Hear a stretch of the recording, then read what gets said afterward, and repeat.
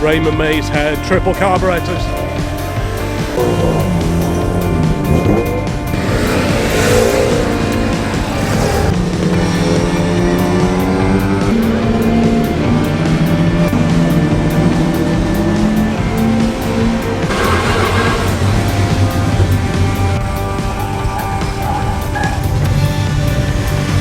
There's a visiting Reliant Scimitar SS1. And over here in our favourite colour, looks pretty original, is this a DB4 GT 99 Turbo, Saab 99 Turbo, late 1970s.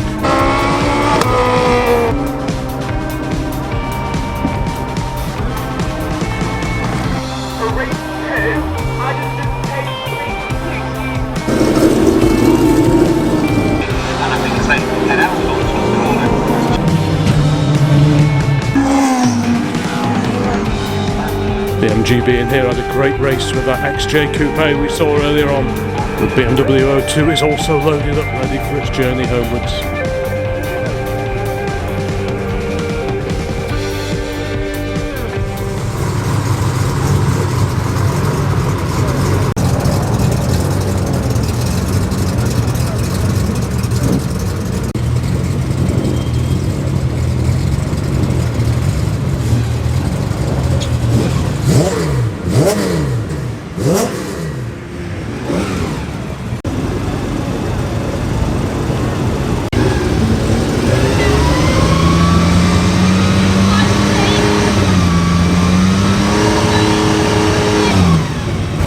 Morning all, welcome to the Old Classic Car channel. Today we are back at Oulton Park for the CSCC Racing October 2024 edition.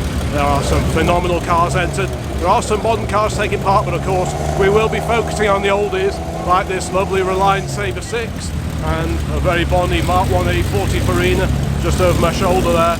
So yeah, we are set there for a fantastic day, so let's have a look around.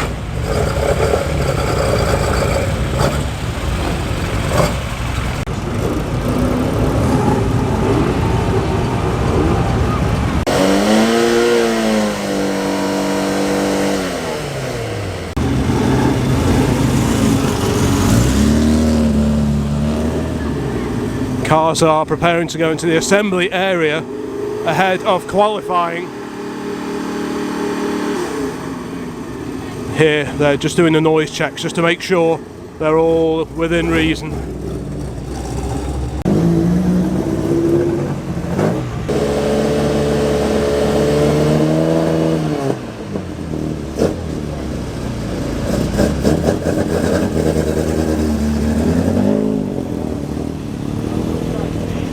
It's a 1965 Reliant Sabre 6, beautiful sounding car. These are often fitted with the Ford Zephyr straight 6, Raymond May's head, triple carburetors.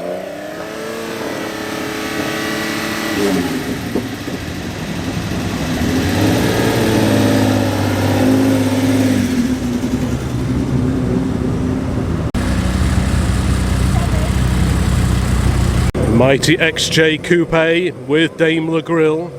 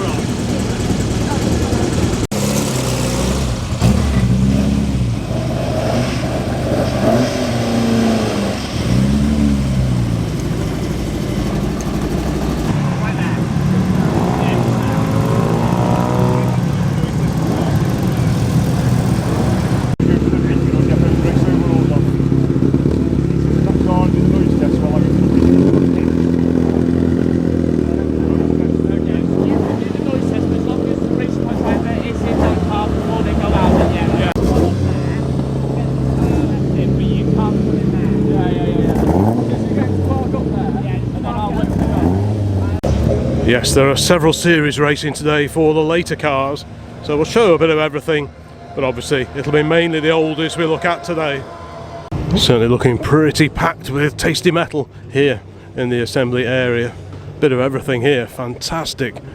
Everything from minis to that DB4.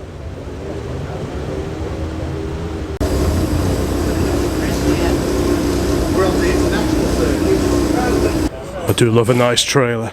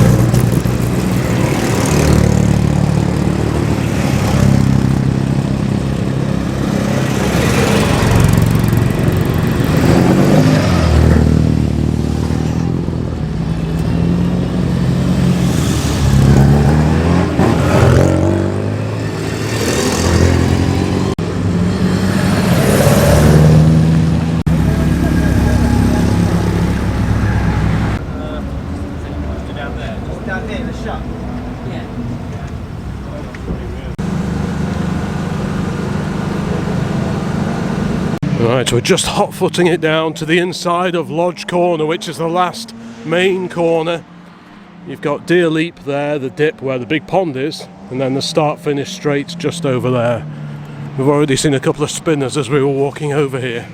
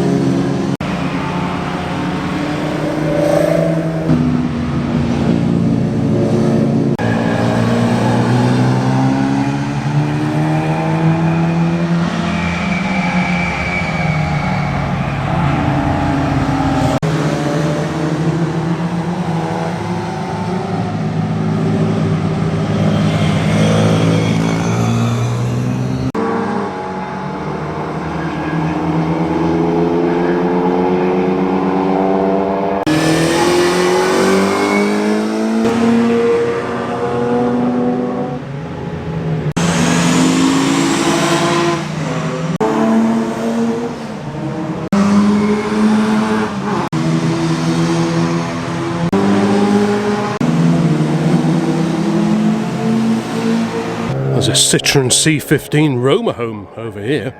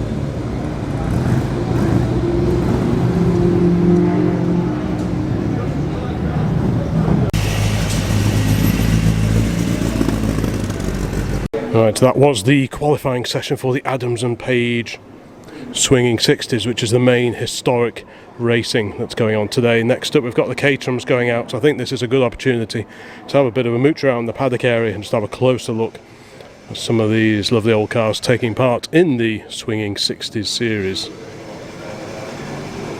Here's that lovely XJ Coupe based on the Series 2 two-door short wheelbase coupe of the mid-1970s. This one is grilled up as a Daimler. Of course, you could get the Jaguar version as well, but this sounded beautiful going around before. Let's have a quick peek in through the Perspex sliding window here. Not many luxuries left in there. Manual gearbox. Yeah.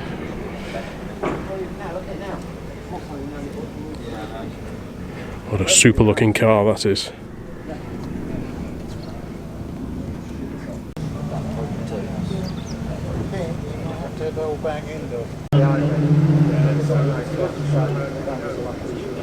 There's that super Datsun 240Z, complete with matching liveried truck.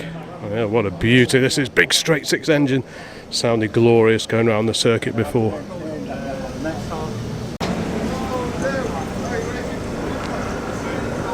I love just mooching around the paddock, just keeping an eye open, see what you can spot amongst all the cars. There's always a hive of activity, cars being fixed, cars being repaired. That little pale blue frog I was looking at just a moment ago up on Jack's, something had snapped underneath, so there's a bit of repair work to do there.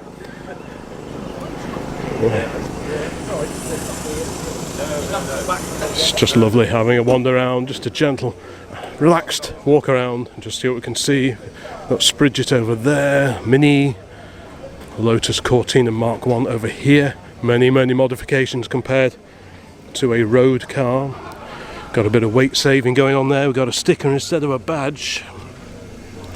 Further weight saving, glass removed, replaced by perspex, as you can see here, with a bit of extra ventilation just to try and stop it steaming up again. Perspex or plexiglass, I guess. Windows on the side.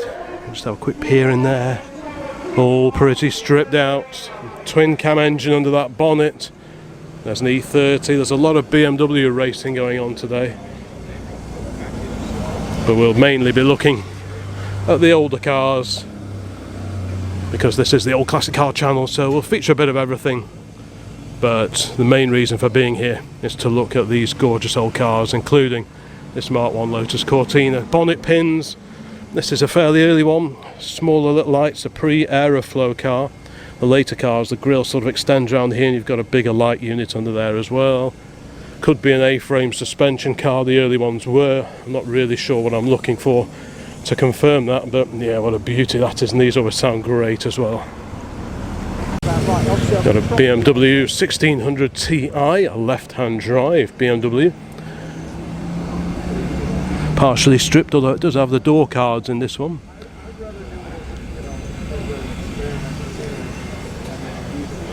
Mighty strut brace there just to stiffen up the front end a bit. Twin Webers on that 4-cylinder engine. Smells very warm indeed. Little light there for when you do a bit of night racing, so to illuminate the number on the door. All sorts.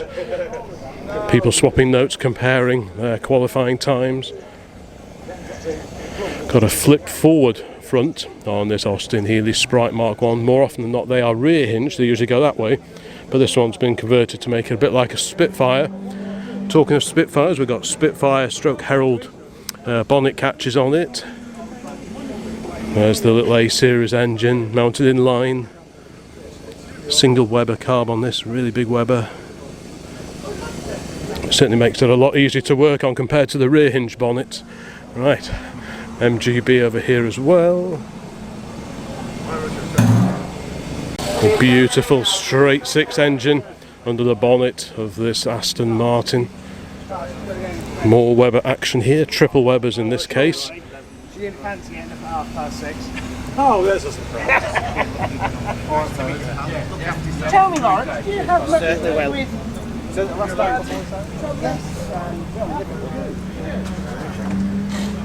Mark III version of the Triumph Spitfire over here. Happy memories of messing around with old Triumph Spitfires. And the Frog Eye over here, this one with hardtop.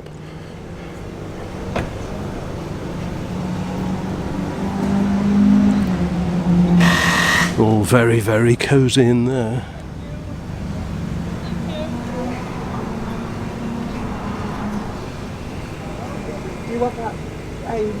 Austin Mini Cooper over here, complete with the big arches, big wheels, still 10-inch diameter. I always think Minis look best on 10-inch diameter wheels. Later cars, I think we're on 12s, but I think there's just something about the proportions on a Mini that the little 10 inches really do suit them, I think.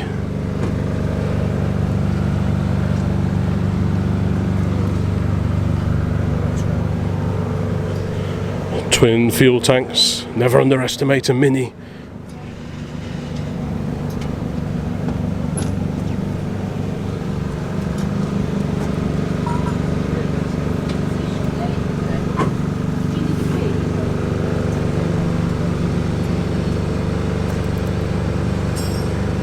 The Lotus Europa here, the bright yellow one we saw going around just a few minutes ago. Over here we have one of the two racing Austin A40 Farinas taking part today here at Oulton Park.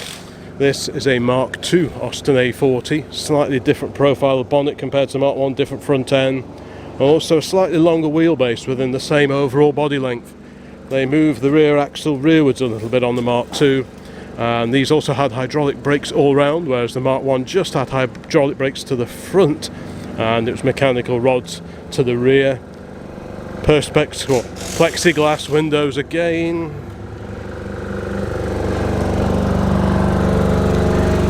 Early ones of these, early Mark IIs had the 948cc engine down, they switched to the 1098 before long. Interestingly, this one looks like it's based on the Countryman, which had the split tailgate arrangement. So you've got the original Countryman lower tailgate there. The upper part of the tailgate has been replaced with this plexiglass screen, but you can see where the hinges used to be. So it started out as a Countryman, which is interesting because I would have thought the saloon may have had a little bit more structural rigidity because it has a fixed panel across here, but what do I know? I mean, Countrymans are fairly rare now. It's great to see this Mark II racing here today, and I'll keep an eye out for the Mark 1 and have a closer look at that when I can. Bit of work going on over there on the Sunbeam Tiger. That sounded pretty glorious watching it go around before.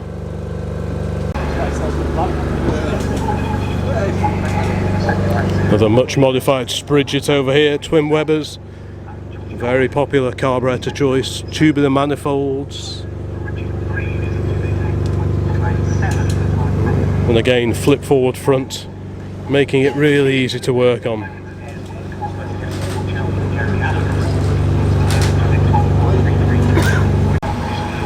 Bit of attention going on the Spriget, checking the oil, and here is one of the two Reliant Sabre 6s that are competing today.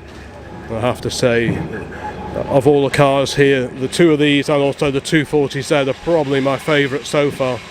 Note the Austin A40 rear lights. Those rear light units off the A40 Farina made it onto all sorts of cars, Gilburns, Wolseley 1500s, Riley 1.5s, bit of everything, but these are just lovely looking cars. Fiberglass body. That body shell was originally the Ashley 1172, which was a Ford based special of the late 1950s, beginning of the 1960s, and Reliant took that original body shell, modified it slightly and came up with this, the Reliant Sabre. You can get the Sabre 4 and this, the Sabre 6, but they usually sound just fantastic. Big straight six, often the Ford Zephyr engine like I was saying before, often with triple carburetors. I'm not quite sure what the setup is on this one, but yeah, it's just a super looking car, I think. It's a proper GT stroke sports car, great engine note, goes really well. So yeah, I'll definitely have one of these. Let me know in the comments which of the cars that feature in this video would be your take-home cars. Maybe it'd be a little Spriget, maybe it'd be an MGB, maybe it'd be one of these Reliants or the Lotus Europa, or one of the Minis perhaps. Just let me know in the comments which are your favourites. Another Lotus Cortina over here. This one has the badging on it as opposed to a sticker, so it might cost it a few tenths, but probably not.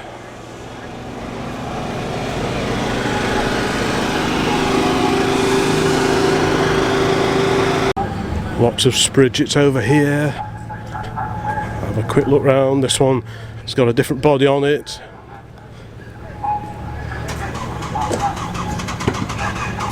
Is this a Speedwell Sprite? It could be. There were one or two different variations. There was also the Lenham Sprite, so we saw one of those before. There is a cream Lenham Sprite taking part today. Apologies for the shadows.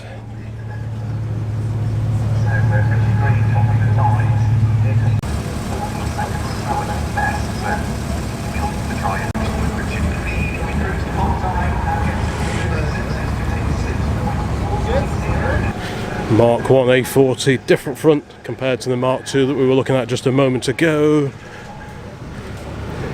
So it's this pretty much Farina grey main body, very similar shade to our car, maybe a little bit whiter this one, I'm not quite sure. Painted metal dash in the Mk1s as well. The interesting thing is, regardless of the outer body colour on a Mk1, all the dashboards were painted the same Farina grey like you see there. So is this based on a saloon? Interesting, it's still got the original rear side windows in it. This is a saloon. So this is what I was saying about the saloons, have the fixed panel that goes across there. And that must just aid rigidity a little bit, because there's not a great deal of structure in the back of an A40. Obviously you've got the boot floor, the roof and this, but without that you must lose a bit in structural rigidity. But it's great to see both these A40s here today racing.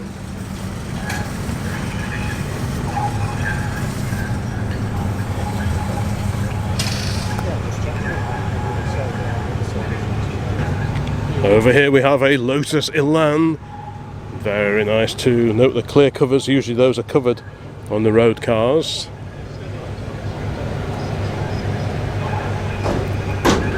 So this is an open top car with hard top bolted on. We've got all the important safety stuff here, kill switch, battery disconnect. Right, let's carry on, see what we can see down here. And I can see the bonnet just going up on the other Reliant Sabre 6. Caterham qualifying, I think, is just completed. A bit puddly here, it's been raining a lot the last couple of days. Well, let's have a look at the engine then. So it's a Ford Zephyr engine. Oh, that's a bit damp round here, isn't it? Right, so we've got a Ford Zephyr. Wow. Triple Webers. Wow. Pretty purposeful looking. Well, let's stick to the oldies. So again, the Reliant Sabre 6. Huge straight 6. Note how far back in the chassis it's set, just to keep the weight distribution right. When I had my 2.5 Spitfire, if they'd used the original engine mounts, the engine would have been sort of about here, and it would have been really nose heavy. So it had a similar setup to this, with the engine set right back. Right, I've tracked down the owner of this wonderful Reliant. So sir, what were you telling me about? What is this engine? Raymond Mays bits? Well, the cylinder head is a Raymond Mays head. Right. Raymond Mays of ERA and BRM fame, and he developed this head in the 1950s for initially, I think, for powerboats. How was it? And then of course it was adopted by AC for the Ace. Okay. And used in one or two other road cars as well. Zodiacs for racing, etc., and a few Sabres too. Right. So so I used to run with an iron head. Right. And to be honest, you don't get a huge amount more power. You get a bit more torque, but of course you save quite a bit of weight because it's aluminium. Aluminium, right. And it means you can run on triple Webers. So is that an original head, or is anyone remaking these now? Yes, it is actually a remanufactured one. Right. Because the original ones they were compromised in the water jackets and things like that. So they're all cracking. What a good engineering company does, they took a sacrificial one and sliced it into. Did they? Turned it into slices just to see what they could do better. Right, got you. So it actually runs, as you see, but it actually runs motorcycle plugs. Oh, I see. Right. Which means you can get a little bit more meat on the head round there. Right. It just means you can. And you say the inlets are different as well. Yeah, you've got 6 inlet ports rather than the original iron head, which had 3 siamized ones. Right. Wow. So what do they like to keep in tune, Webbers? Because I always read, oh, they're a bit finicky to keep them balanced. Yeah, no, they're pretty good actually. Once you've got them right, Right. you know, once you've got the right jets in and things like that, yeah, they're not bad. Yeah. So if you had it on a rolling road to see what it's putting out. I've had it on a rolling road. Yes. Yeah. What sort of power? Just about bang on 200. Is it? Yeah. That must be quite exciting in a little fiberglass car. Yeah, I mean, although the car's quite heavy, the car weighs about 900 kilograms. Right, right. It's all this, isn't it? And it's got a big solid chassis as well. Right. So yeah, it is quite hefty actually, isn't it? It's quite deep. The chassis rails are actually quite deep on it, aren't they? Yeah. Wow. Does it feel a bit nose heavy? Is it a bit understeery or? It's not too bad actually. Right. You keep if you keep the power on at the back, then you can deal with the understeer. Yes, I guess. But it's fun to drive. I mean, considering it's fairly basic, it actually handles really well. Yeah, well, the closest I ever got to one of these was the Ashley 1172. Oh, yeah. With the 1172 aquaplane gear in it. That's the closest I got to one of these. Yeah. So this was kind of an evolution of that old body shell, wasn't it? It was, yes. Les Bellamy basically did the Ashley, and then was involved in this as well. So what was it like out on the circuit this morning? A bit slippery. Was it? Yes. Was there someone talking about oil had gone down previously? Yeah. Oil had gone down on the way into the on the braking zone on the way into the second chicane. Oh, right. And then on the hill on the way out. I got so you. Not great. No, it's lovely. It's lovely to see this one here today, and it did sound glorious going round. Thank you.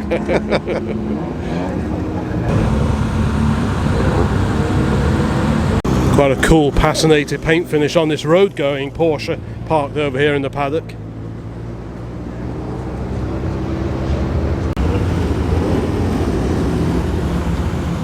Great old TVR here. This was parked here just a week ago for the Autos de France meeting, at which all sorts of cars turned up. Pretty impressive looking Porsche over here next to the mighty Jaguar.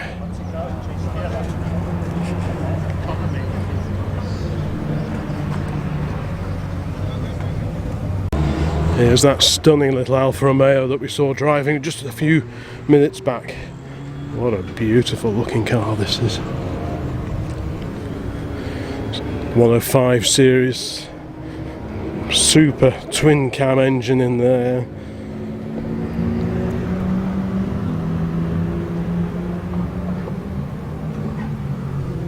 Julio.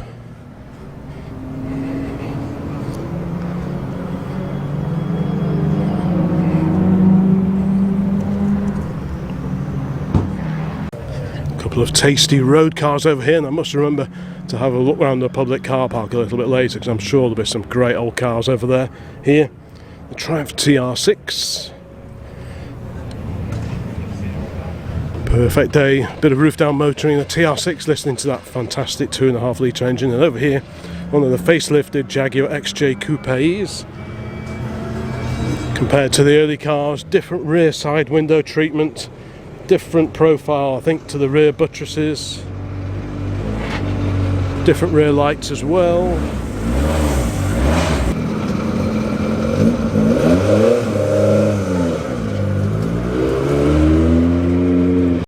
I love the livery on this race team Transporter, flat 6 racing, but even more than that, I love the car that goes in the back. Look at that Martini liveried Porsche.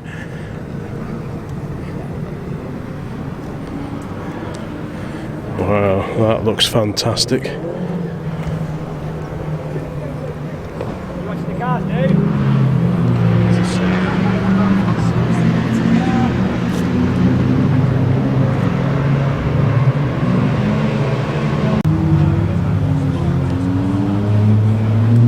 The Morgan Plus 8 over here, Malvern's finest. Another Morgan over here, hiding away in its trailer.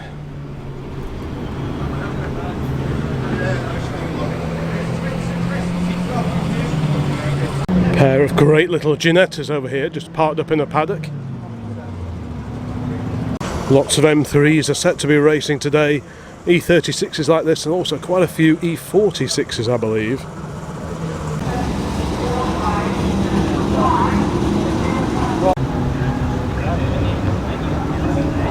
There's also a number of Ford Pumas racing here today at Oulton Park.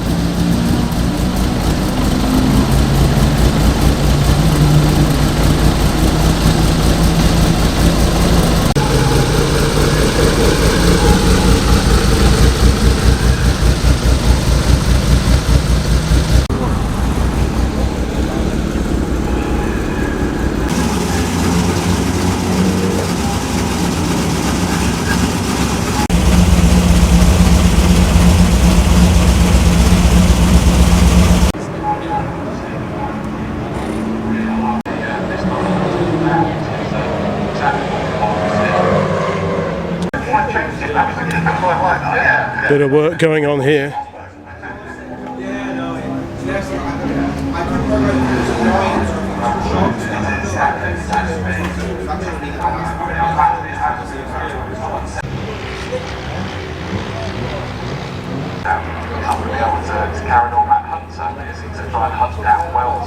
Give you the qualifying times, not necessarily the grid. Chris will confirm the grid. 3.726 second quickest, 35 Lumiere, 56.212 third quickest, 85.98 Danny Nassar, 57.766 fourth quickest, number 55. 54.782. Just grabbed that time before the red flags and actually took the pole.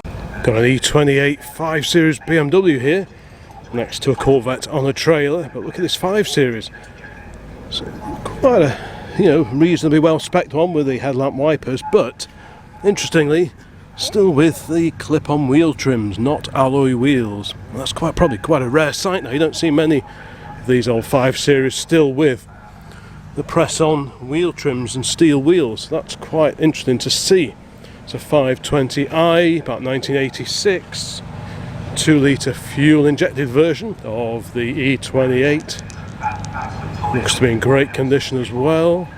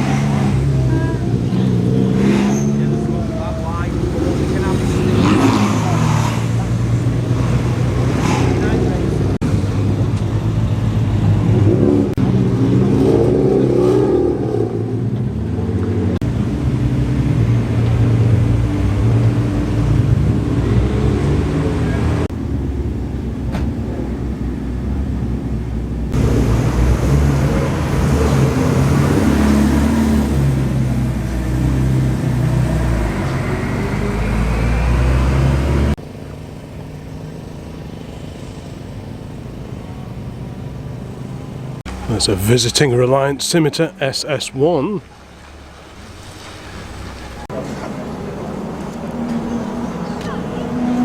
Sorry?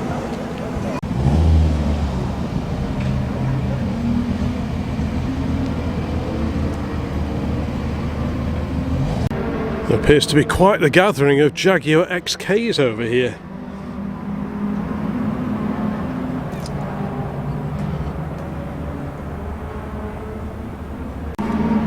There's a modern S-Type for sale over here. Well, I say modern, 2007. Let's go back to ours because I believe it is Bagel O'Clock. That's better. I think it's time to have an amble around the public parking areas, just in case anyone's turned up with anything just a little bit unusual. Little MX-5 over here. The Rover Coupe. It's quite a rare sight now. Not quite sure which model this is. Don't think it's the... Is it the like GSI, I think, or something? GTI, 220 GTI Turbo. Yeah, quite a rare sight now. based on the original Rover R8 platform, I think. And over here in our favourite colour, there's a super little Spitfire Mark IV, the 1296cc. This has got the later Formula Ford style wheels on it, but fortunately they stuck with the Triumph centre pattern, so you see a number of cars like this, the Herald based cars, and they will take the slightly wider section, 5.5 inch wide steel wheels, and they look really great. I used to have a set of these on my old Spitfire many years ago. Yeah, it's a super clean car.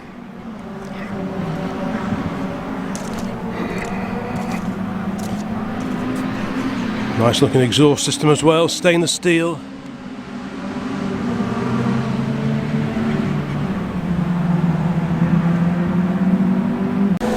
Very familiar shaped XJ, same shape as ours, also V8, also an XJ Sport. Good to see another one out and about. This one in maroon. My youthful assistant has decided to go walkabout and finds himself over the other side of the circuit on the inside of Cascades.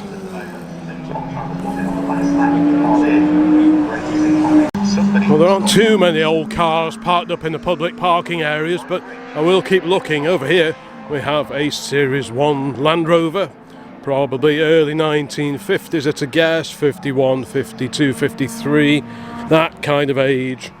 Looks pretty original. I thought there might have been a few more old cars out and about today. The weather forecast was particularly good.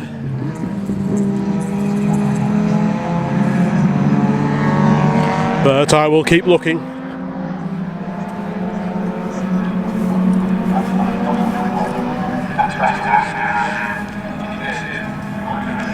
Just walking up the hill, let's have a quick look.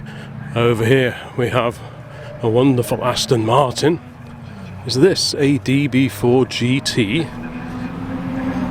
Looks a bit like one. What a stunning car that is. Super légère. Super lightweight. Lots of small thin tubing forms the structure of the body behind this aluminium overcoat. And it's in the traditional metallic green of all the racing Astons of the 1950s. What a lovely looking car.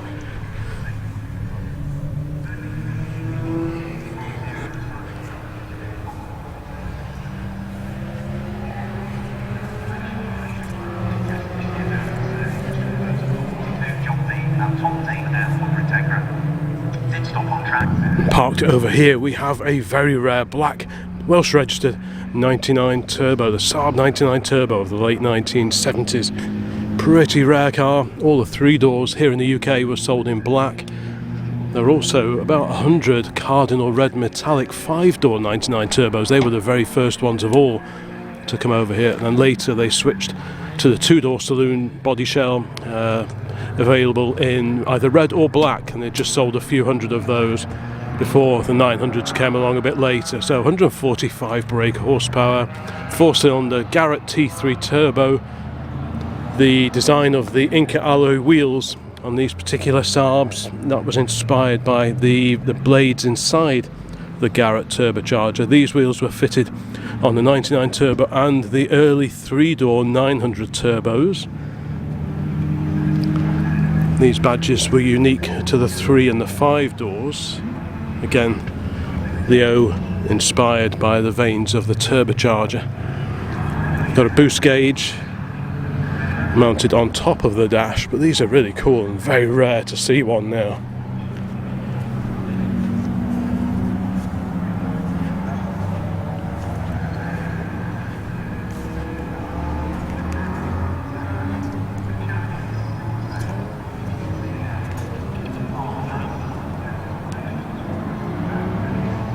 Stunning Alfa Coupe of the early 1970s over here.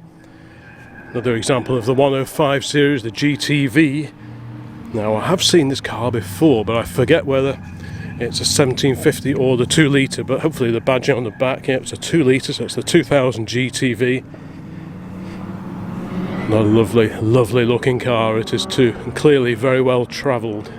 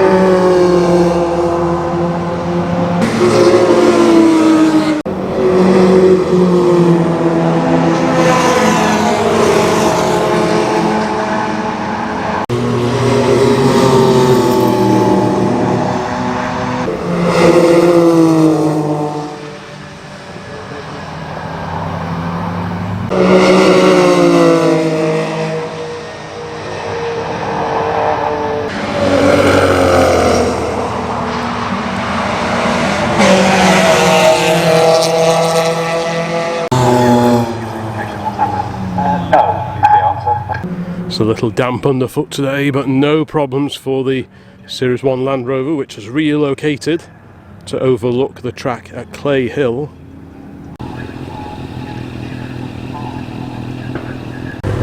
And if you ever wonder what happens to pensionable coaches when they reach the end of their service life, well, 2 of them have been converted into foodie wagons. This one for burgers and fries and that one for fish and chips. Sadly not serving anything today, but neat to see these old vehicles in their second lives.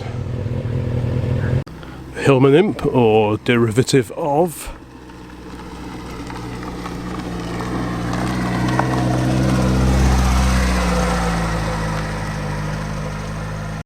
It's quite interesting, the parking drops down here on the grass just to my right, and I often wonder which cars which find it very easy to drive in there. I wonder which of them have trouble actually getting out again.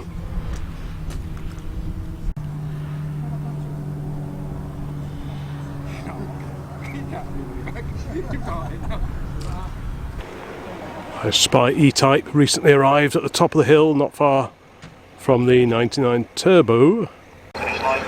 This old recovery truck sounds fantastic as well.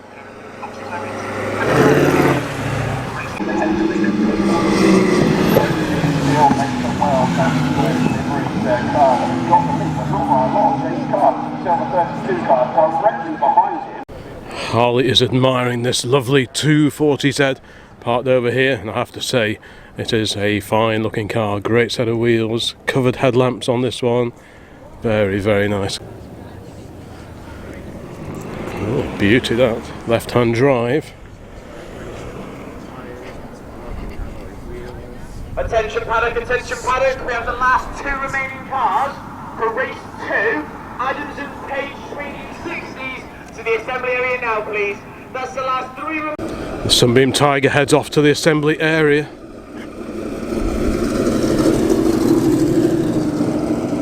It's about 20 minutes until the race for the swinging 60s, so we are going to head across the bridge, which is just over the back over there, head over there, wander down the start finish straight, and then see what we can see from over there, because this for us is probably the main race of the day where all the oldies go out to play.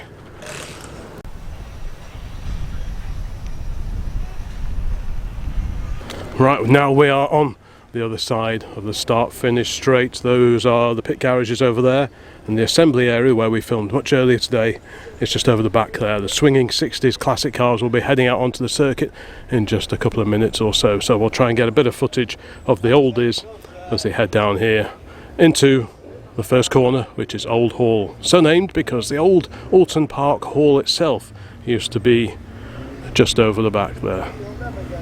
The very first race meet at Oulton Park was held in August of 1953, 1954 being the first full season of racing here in the parkland at Oulton Park.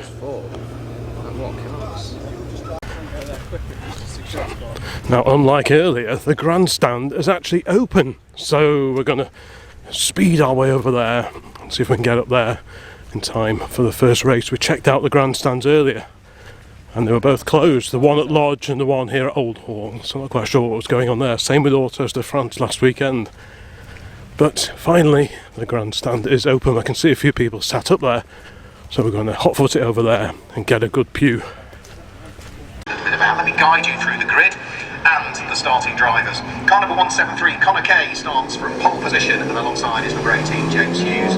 Row 2 of the grid is number 132. Lewis Salmon at 57, which will be started by Dave By. 51, that will be started by Joe Sledmore, and alongside is number 6, which is Stephen Pickering.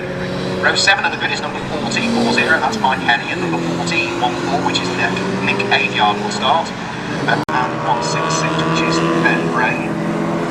2024 season underway. Red lights are on, lights go out now, and it looks as though James Hughes gets the better start from the outside of the front row of the grid, but Dave By with the big Jaguar trying to feed his way through, trying to dive through the centre of them is Dean Halsey, and I think as they head out of Old Hall corner, it's Jason Hughes, and James Hughes rather leads the way. Dean Halsey is through to second, opposite of Pickering down to third.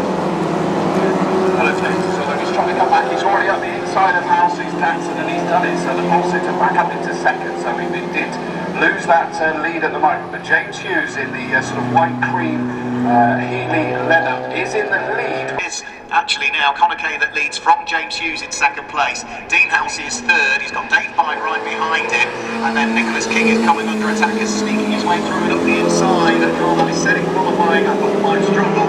Stephen Pickering and Will Sunday from 12th to gain places. Yeah, like you said, because now it's so slick, in fact, it's there. Halsey looks like he's slowing along left side. I don't think that was just that he was vulnerable to the cars behind. It did look to me like that's leading the way. In second place, James Hughes is under pressure there with Stephen Pickering in a straight line. Rockets by at the wheel of the Sunbeam Tiger. And now, from 12th on the grid, he is up into second place and can set his sights about Connor. He can utilise all of that power that he was really struggling to get down in the damp qualifying session. Stephen Pickering picked up the lead going in towards Old Hall Course. Was still all over him as they went through Cascade. I forgot which one it was. That is still in the pit lane station at this stage, going nowhere.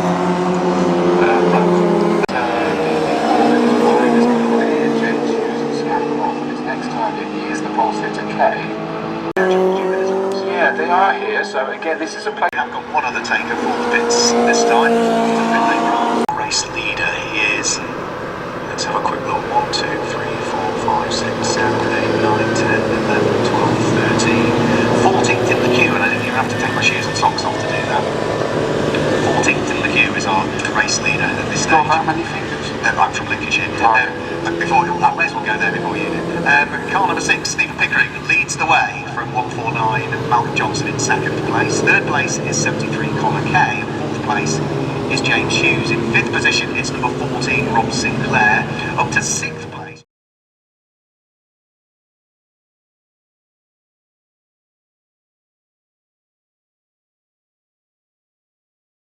Was the number 36 car, whichever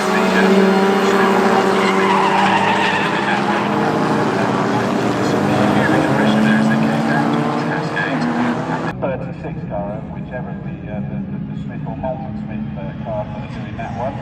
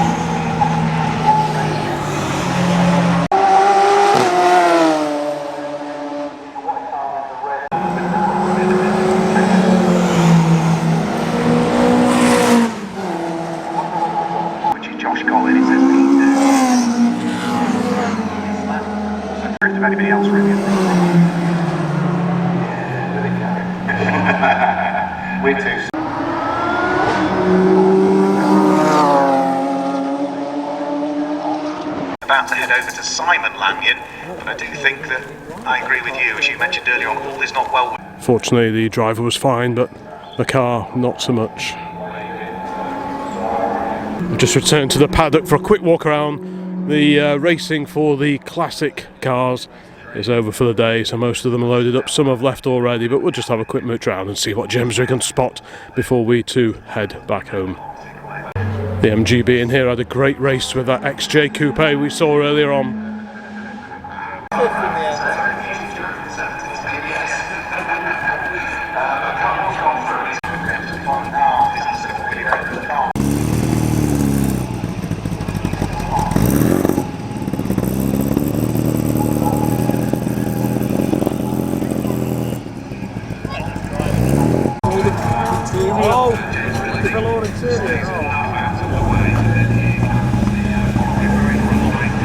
The BMW 02 is also loaded up, ready for its journey homewards.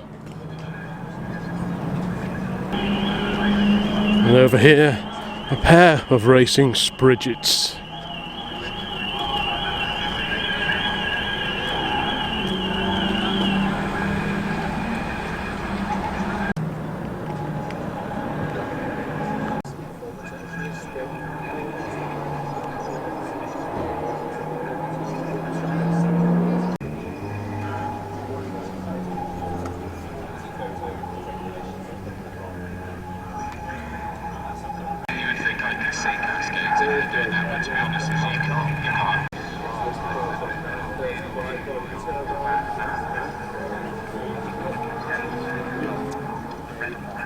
Pair of E33 series at rest over here. There's a passenger seat in this one. Loaded up, almost ready to go. This gorgeous little Alfa.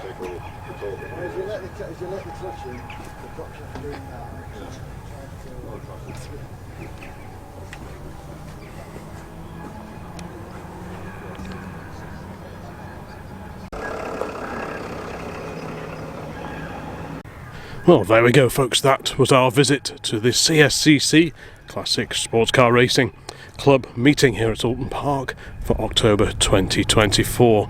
I've had a good look round. I think I managed to video all the older cars that were here today. And that was the aim. That was our objective today, to see mainly the older stuff, and I think we probably did that. So thank you so much for watching this video. Please give it a like if you made it this far, leave a comment, subscribe if you haven't already, and have a look around the rest of the channel before you disappear. So thank you again for watching, and there'll be loads more videos along very, very soon. So bye for now.